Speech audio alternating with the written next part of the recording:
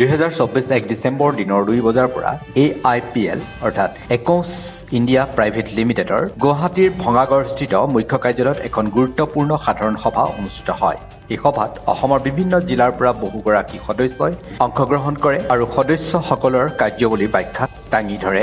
AIPLৰ মুখ্য পৰিচালক সঞ্চালক ডাঙৰীয়া সৰোজ শৰ্মাই AIPLৰ বহুখিনি গুৰুত্বপূৰ্ণ ভাষণ আগবঢ়ায় আৰু সকলো সদস্যসকলক উৎসাহ আৰু উদ্দীপনাৰে এই যাত্ৰা আগুৱাই লৈ যোৱাৰ বাবে আহ্বান জনায়।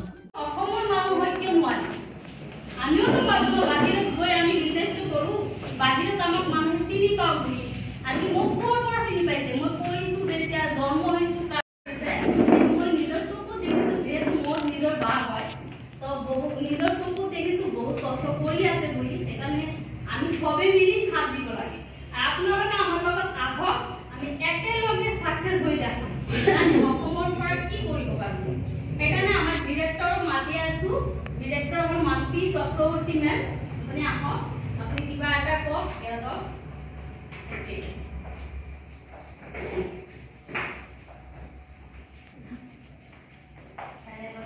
নমস্কাৰ, মোৰ নাম Mampi Chakraborty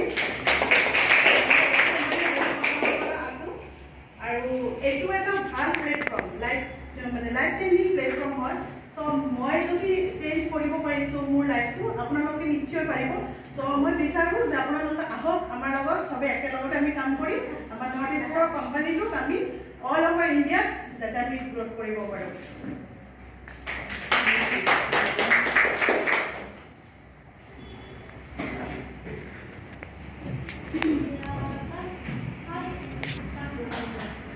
news desk report AIPL live 24/7।